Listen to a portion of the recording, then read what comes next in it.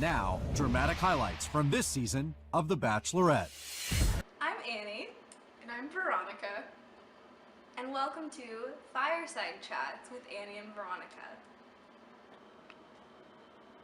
So, if you haven't seen The Bachelor or The Bachelorette before, let me just give you a quick overview. So, there's one contestant, and it's either a male or a female, and with the show, they search for the 25 most eligible contestants to go on, and each week they go on a series of dates, and they have cocktail parties, and they swim, and they go hang gliding, and go in hot air balloons, and each week there's a certain amount of people that are kicked off the show, and eventually it's supposed to end in a proposal, which leads to marriage after the show.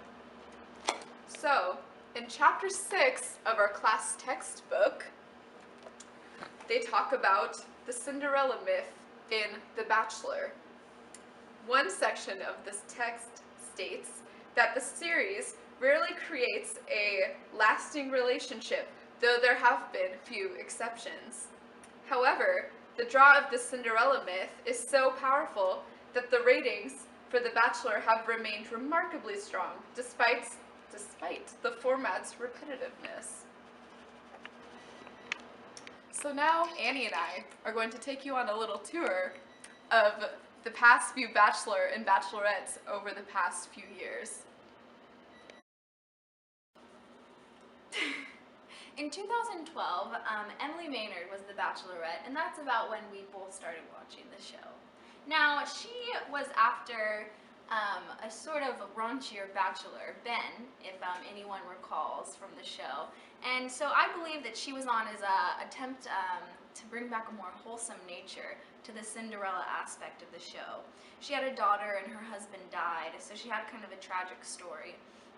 And there was a proposal, but it did end up in a breakup, unfortunately, for Emily. We loved Jeff a lot. So the second runner-up on Emily's season was Sean Lowe. His season ended up in a proposal and ultimately a marriage to Catherine. So Sean was another wholesome bachelor following Emily. He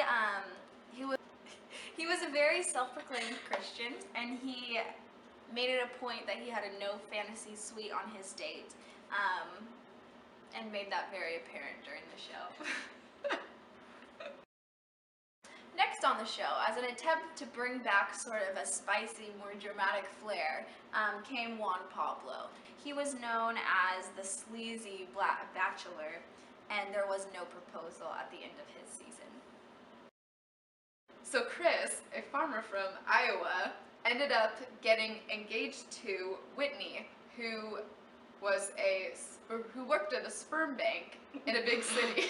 So after 2 months of their engagement, it was eventually called off, which kind of goes against the whole Cinderella principle of the show, where everything, like, you have the girl from the big city and the small town farm boy. And could love really work? Yes, it can, but it actually didn't. Where did he go? So after Crystal's came Caitlin Bristow.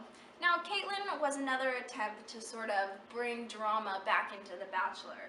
They've had a history from Chris being the small-town farm boy, and now Caitlin, this more controversial city girl. Now, she came in, and to the show's despair, no one really liked Caitlin, and so they kind of tried to speed her season along, and the drama ended up backfiring for them, basically. Despite the show's drama, the man that Caitlin ended up choosing, Sean, and her are still happily together. And thus concludes our vlog on film and TV. If you have any comments, please feel free to leave them below our video. Thank you.